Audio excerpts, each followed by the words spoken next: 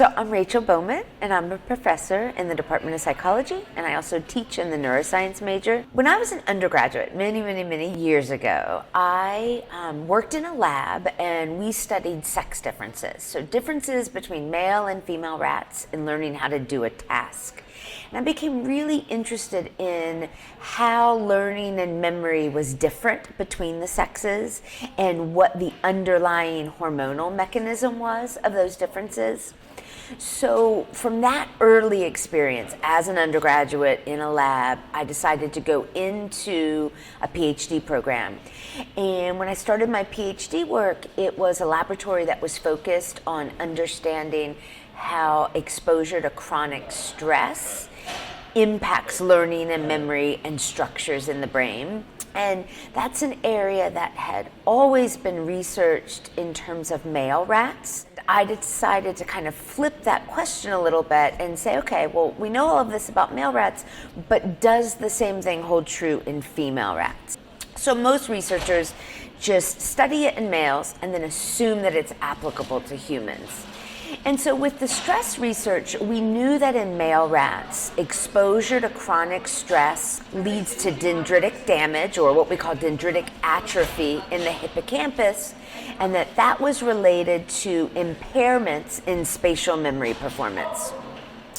What I found, though, in a series of studies with female rats was the complete opposite. Females were not impaired by this chronic restraint stress.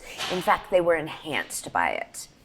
And when we went to try to publish that research, we really got pushback from editors, and they said, this doesn't fit with the literature. This isn't what we've shown before. And we redid the study and we got the same kind of findings, and we said, we know this is brand new novel data. And the reason it doesn't fit with what you know is because nobody's ever looked at it in females before. And so that was, to me, that was really cool to be one of the first people to ask a question and to get a whole novel set of data simply because no one had thought to ask that question in females.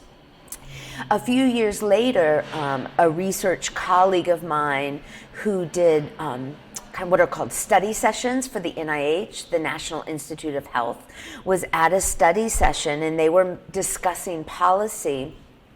And the NIH decided to require that all experimental studies include both male and female subjects unless there was a specific reason not to. And one of the papers that was cited was my first research paper that was published that showed stress was so profoundly different in females. And that just really, to me, just really turned me on and just was really cool, and the idea that we can push the bounds, right? And we can ask questions that people haven't asked before, and that you might get pushback, you might get resistance, but that doesn't mean that something is flawed with your data. Maybe it just means that the right questions haven't been asked along the way. I'm so privileged to be able to get to do what I get to do, right? To be able to teach and to have my research inform my teaching and my teaching inform my research just makes my job so much fun. And the fact that I get to work in a lab with undergraduates, none of this would be possible if I didn't have undergraduate research assistants that worked with me. Right now, what students and I in the behavioral neuroscience lab are working on is understanding something called bisphenol A, or what we really kind of refer to as BPA. It's inside the resin lining of food cans, it's in Tupperware, shower curtain linings, and we know that BPA has a negative impact on the developing brain. So what if we give animals a dose of BPA that is below what the Federal Environmental Protection Agency says is safe? And then let's do that during adolescent development. The work that we're finding, the data we're finding with BPA really has a real profound connection to humans. It really begs the question that perhaps what the EPA says is a safe dose is not so safe. Perhaps that should be reconsidered, because we're testing at these safe levels and actually below safe levels, and we're getting pretty profound effects in terms of brain development and behavioral differences. I feel like there's a lot of questions to still be asked, and the fact that I get to do this with students, right, who a lot of times come into the lab and they're a little unsure of themselves. They're not sure that they're scientists. They certainly don't think of themselves as scientists.